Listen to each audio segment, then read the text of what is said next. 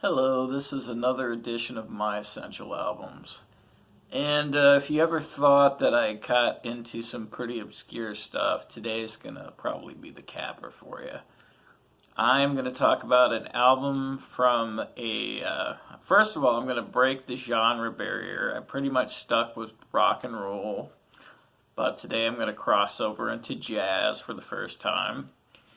And this is for an artist that never really was that well known, which is really kind of a shame because he had a lot of talent. And there's a couple of different reasons why, which we'll kind of get into. But this is a really good album. It was released in 1991, and it's called Ask the Ages, and the artist is Sonny Sharrock. So let me show you the album cover.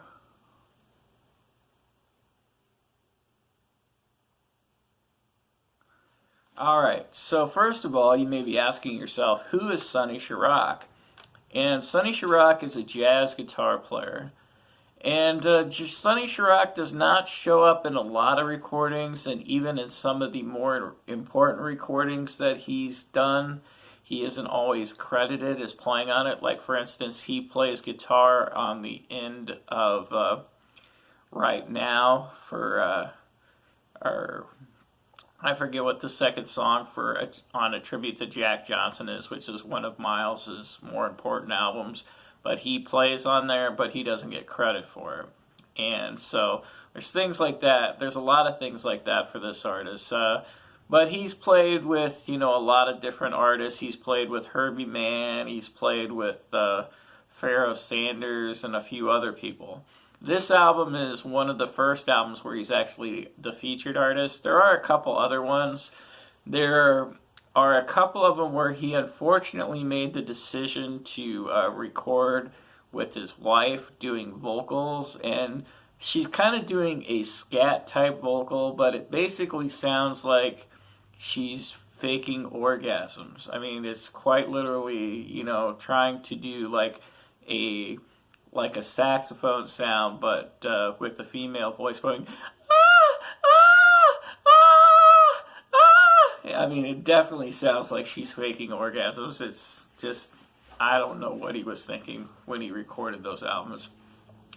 But he's worked with a lot of good people, and a lot of those people are on this record, and we're going to talk about some of the supporting cast, because the supporting cast on this particular album is pretty important, and it's a really good supporting cast.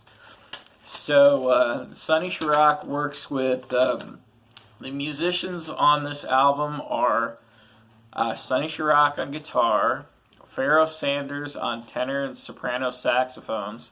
Now, Pharoah Sanders has several of his own albums that he's released over the years. He also has worked with John Coltrane and a few other big-time jazz performers. And he's a really good saxophone player. Next, we have Sharnette Moffett playing acoustic bass. Now, I don't know as much about Sharnette Moffett as some of these other guys, but I do know that he plays very well on this album. The producer of this album, who we'll talk about in a minute, is also a bass player, so if this guy got picked to play bass on this album, then he probably was a pretty solid bass player. Now, the drummer on this album is the longtime drummer for John Coltrane's band, and this is Elvin Jones. And Elvin Jones is arguably the greatest drummer of all time. He's right up there with the best of the best in terms of drummers.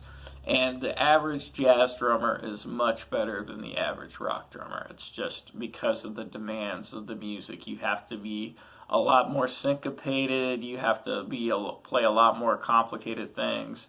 So the average jazz drummer is just better than the average rock drummer, just as a matter of course. So this album, also the producer is Bill Laswell, and Bill Laswell does play bass.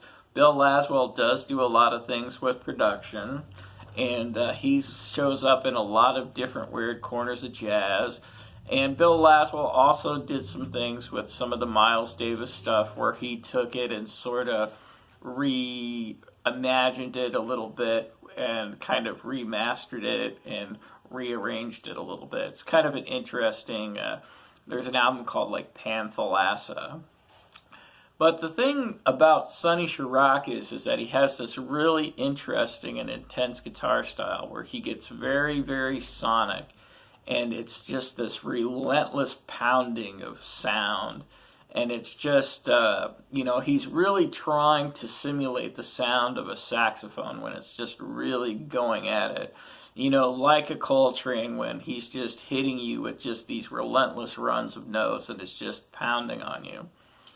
So, and Sonny Sharrock does a really great album of this. There's a couple of different things that he's done over the years, and for those of us that are in the know about Sonny Sharrock, he does have a mildly legendary status, even though, like I said, he's pretty obscure.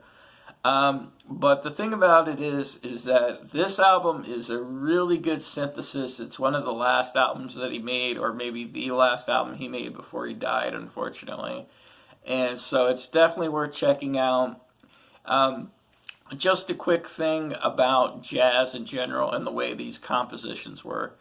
So jazz generally starts off with a general theme, which is what they call the head. So they play through the general theme usually at the beginning of the track, and then they break down and they usually go into individual solos. Usually the primary artist takes the first solo, and then they transition through. And depending on how long the track goes, they may break it all the way down to the drummer.